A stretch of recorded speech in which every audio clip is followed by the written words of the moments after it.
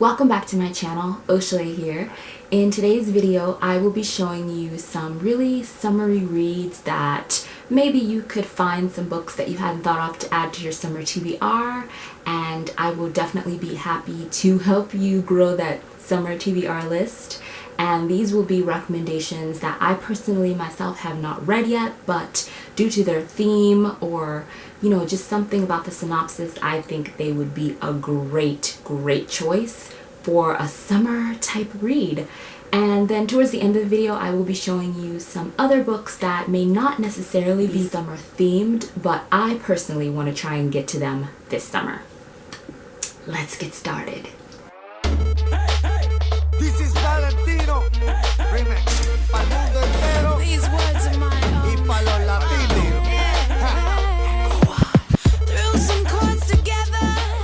The combination. Right here at the very top, I have I Capture the Castle by Dodie Smith, and this cover just screams summer to me with all of the flowers and the theme and how green it is. It just looks summery.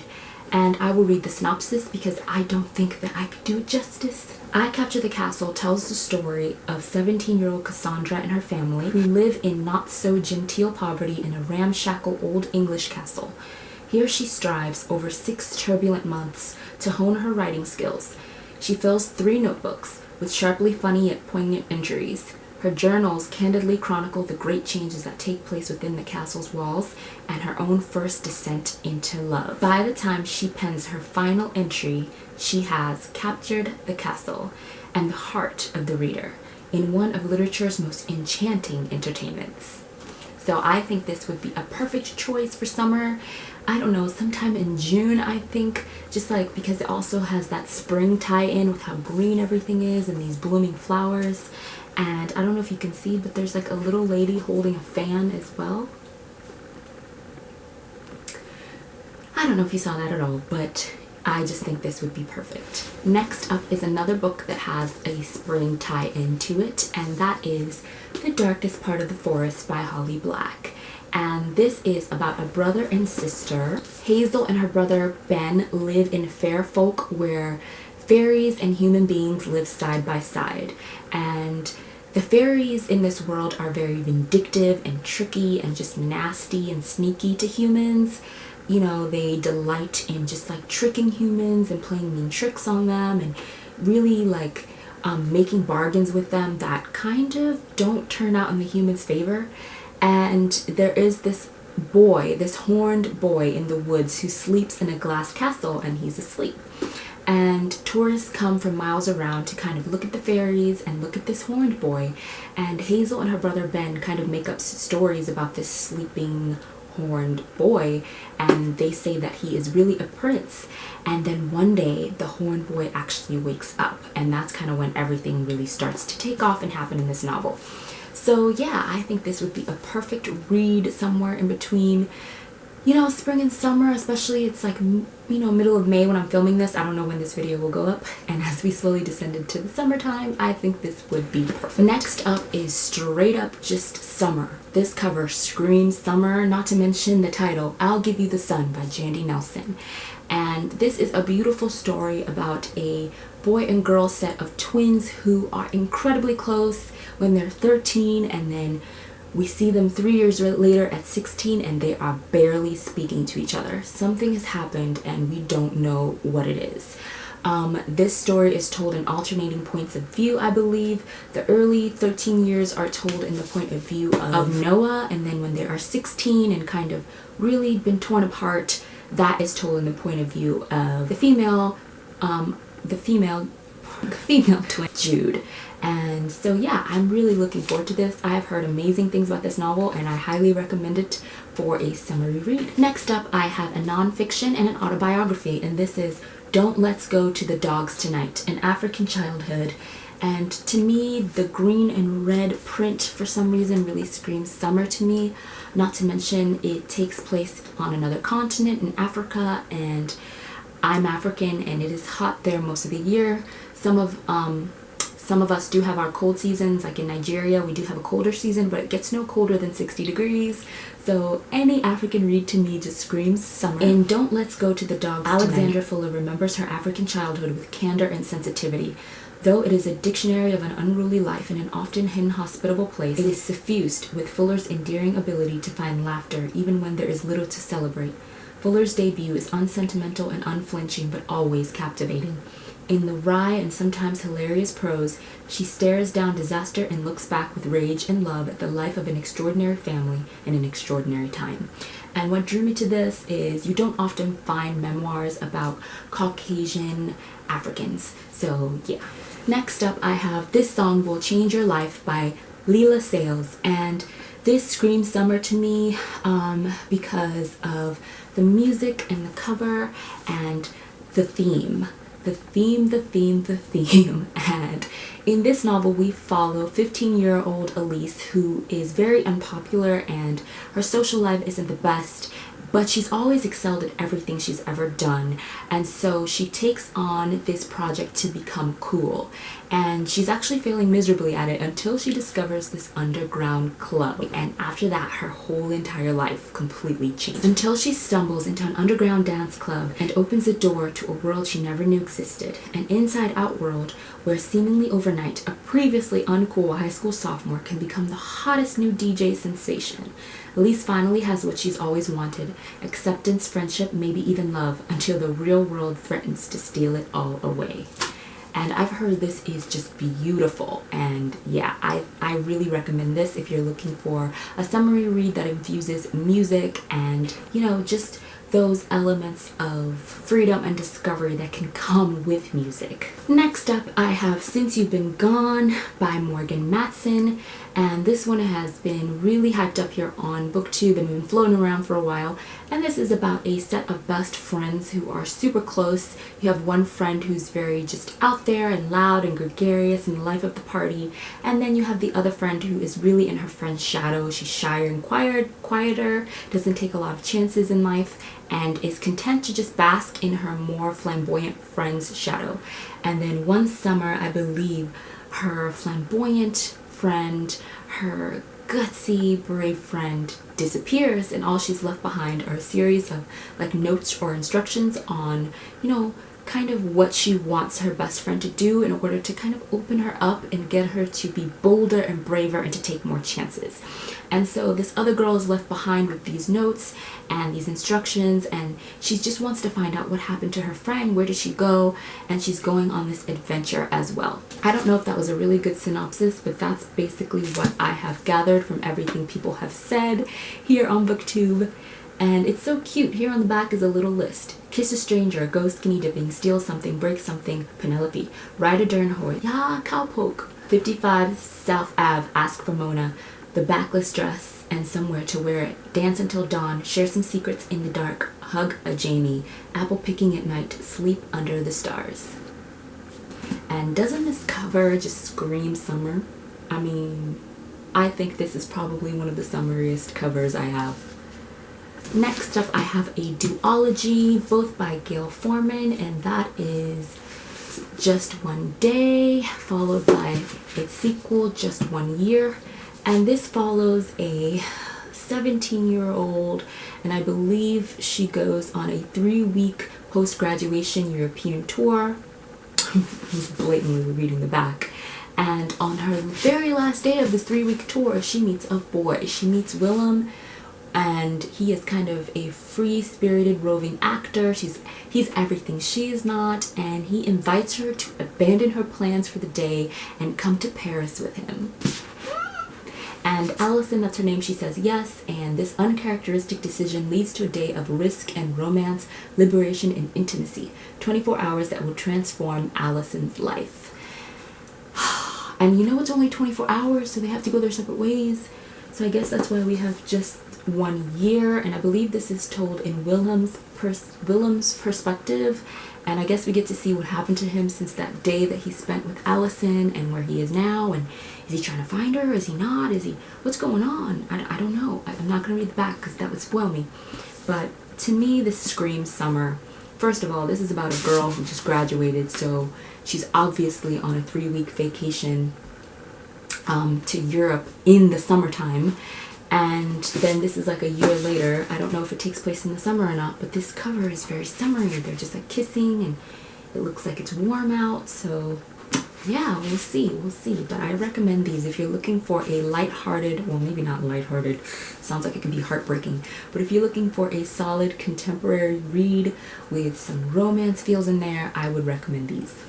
Next up, I have Starry Night. This is by Isabel Gillies, and this is a contemporary young adult romance about a young, I think she's a 15-year-old girl named Ren who lives in New York City, and she is getting ready to go to the Metropolitan Museum for a show that is curated by her father. She's wearing a beautiful gown and she's all decked out, and then this mysterious wind blows through the city and everything starts to change from there. She meets this amazing boy and they have this instant connection, and the story kind of takes off from there.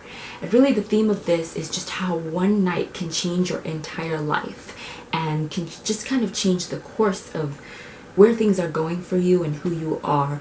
And I love that. I love that concept. I love this cover. I love starry nights in the summertime that are warm and where it feels like the possibilities are endless. You know, when you're hanging out with your friends in summertime and it's a great night out and you just have this feeling that anything's possible. I love that. And I feel like this read encapsulates that feeling. And yeah, I cannot wait to get to this one. Next up, I have Meant to Be by Lauren Morrill. And this is about a girl and a boy who suddenly find this unexpected connection when they're on a class trip to London. The girl is a straight-laced, straight-A, type A personality, and the boy is the class clown. So these two are very, very, very different and opposites and not likely to even speak to each other or be friends. And so I think like an unlikely romance kind of strikes up between the both of them, and this is a spring break trip. So this is a perfect read to read kind of during that bridge between spring and summer, like the earlier books I talked about. Or you could just, you know, go straight into summertime with it. I think that is fine as well. So yeah, and it's a great trip book too. I love books that take place in different places and it just transports you to a different setting that's so different from your own. Next up, I have Something Real by Heather Demetrios. And this is about a young girl who grew up in a reality TV family on a reality television show. And something happens and the show is canceled or ends. And so she kind of gets these years of freedom where she kind of gets to go to school and be a normal kid. And then finally, I think the show is threatening to start back up again. And she does not want to go back to that life. She wants to continue to just be a normal girl. And she doesn't want to have to go back to living her life in front of the cameras.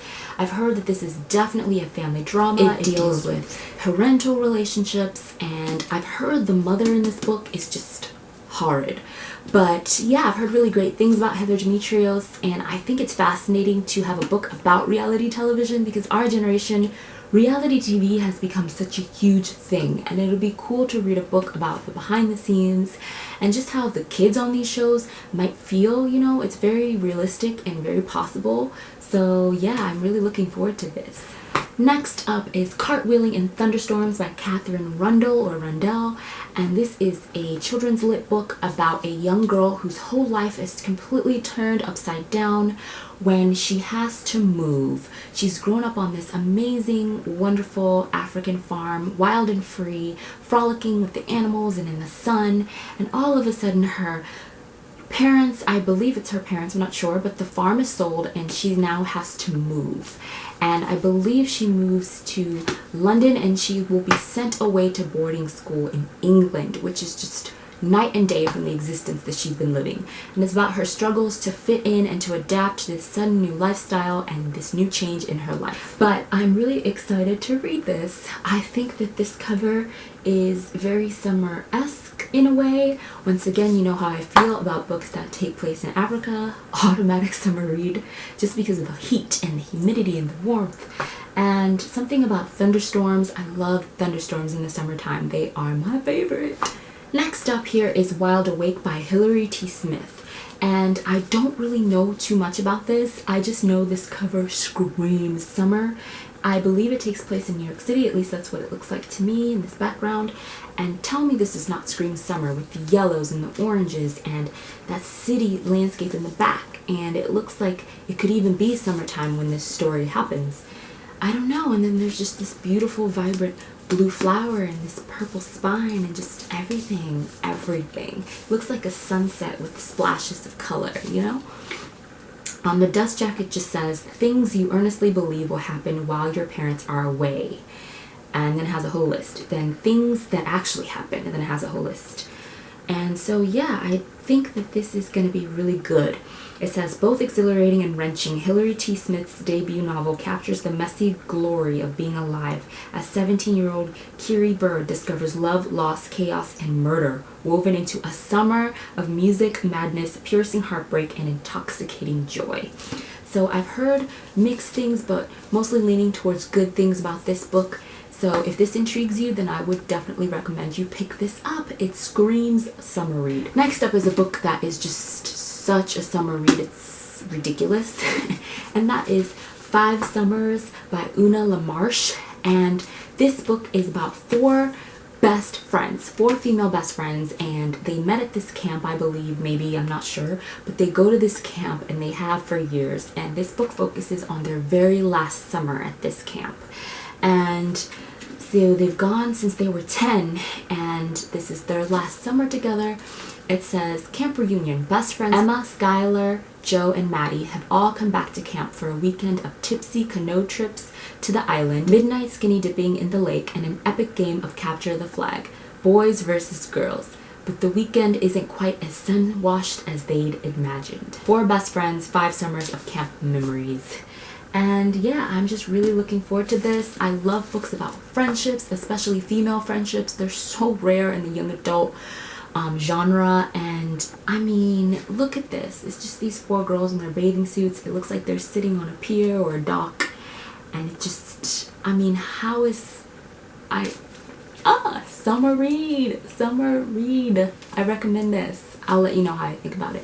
What I think about it. Another book that seriously screams summer is Rosie and Skate by Beth Ann Bowman. I'm not sure. And this novel is about 2 sisters who are just a year apart, Rosie and Skate, and this takes place on the Jersey Shore. Yes, in the summertime. And their father, it's like Rosie's 15 and Skate is 16. And their father is a drunk, and their mother, he's widowed, so I don't know when their mother died. It's off season at the Jersey Shore. The boardwalk belongs to the locals, including Rosie and Skate, sisters who are a year apart in age but couldn't be more different. And I guess it's just the series of events that happens.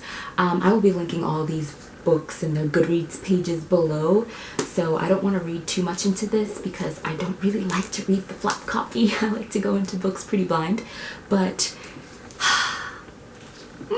and the back, oh my gosh, I love how it has a Ferris wheel. I never actually went to the Jersey Shore, even though I didn't live too far from it when I lived in New York for so long, but I definitely want to go now. Tell me this don't scream summer, y'all. Tell me. Now we're getting into books that aren't necessarily summer-esque or summer-themed or take place in the summer, but that are on my personal list to read this summer. First is My Heart and Other Black Holes by Jasmine Warga, and this has been all over BookTube, but this is about 2 teens who basically want to commit suicide but don't have the guts to do it on their own, so they kind of meet each other and make this pact that they're going to do it together. But I believe the female starts to fall for the male, and then she doesn't want to do it anymore, but he still does. Loosely, I think that's what it's about, but I'm not 100% sure. So yeah, I've heard great things about this. I've heard it's really like gutsy and heart-wrenching and just honest and raw, and I'm excited. I also have Rook by Sharon Cameron, and this is kind of like a thrilling, page-turning book about Paris in the future, but it's a destroyed, desolate Paris. It's almost completely underwater, I believe, and it's completely just been demolished and it's falling apart. Look at that Eiffel Tower. It's like broken. And I think there's like a vigilante called Rook, or they call him or her Rook because he or she leaves a rook behind when they he or she frees prisoners. I don't know anything about this book, but I heard Ginger Reads Laney kind of talking about it in one of her newer videos, because when I bought it blind, and then she kind of talked about it a little bit, so I gleaned a little bit of information. But basically there's a vigilante freeing prisoners, and we get to find out why and whether that's a good or a bad thing, and he or she leaves behind a rook, so yes. And then there's also a couple that is like engaged to be married, and somehow their story intertwines with this vigilante character. I don't know, but I want to know. And to me, the cover doesn't scream summer, but it screams like summer blockbuster. You know what I mean? Like, you know how all the action movies come out in the summer and all the thrillers? That's why I chose this, because this could totally be like a summer blockbuster thriller type film in book form. I think it would make a kick-ass movie, actually. Wonder if it's going to be optioned. We'll see. Then I have the entire Throne of Glass series. I just don't have Air of Fire, but I should be collecting that shortly. I want to read the majority of these in the summer. I see me picking these up sometime in July or August. Maybe sooner, who knows. We'll see how my book mood goes. Because, as y'all know, I'm a mood reader, so I can't make any promises. But I do want to read Throne of Glass, Crown of Midnight, Air of Fire, which I have to collect, and the collection of novellas, The Assassin's Blade. So there's Throne of Glass and Crown of Midnight. Like I said, I don't have Air of Fire yet, and The Assassin's Blade. I really do like the paperbacks. I might also try to get into the Fallen Kingdom series. I just have book 1. And by the way, Throne of Glass, you know what it is. YA fantasy by Sarah J. Maas, you know that. And Fallen Kingdom's also YA fantasy by Morgan Rhodes. So I'm going to try and get into this series. We'll see. I just have the first book, so I don't know. I might wait until the fall, so we'll see. Another series I would really like to read is my Betsy Tacy series, and this would be a reread for me because I read these back when I was a lot younger, childhood through high school. I just kind of slowly read them as I got older. Betsy got older, and I just kind of slowly read all the books. And I have them all. I have the entire collection. This is the Betsy Tacy Treasury, which has the first 4 books. Betsy Tacy and Tib, Betsy and Tacy Go Over the Big Hill, and Betsy and Tacy Go Downtown. This entire series is by Maud Hart Lovelace. Then I have the second bind-up, which includes Heaven to Betsy and Betsy in Spite of Herself, and this is Junior High Betsy. Then I'm moving into High School Betsy, and this is Betsy Was a Junior and Betsy and Joe, so it's Betsy falling in love.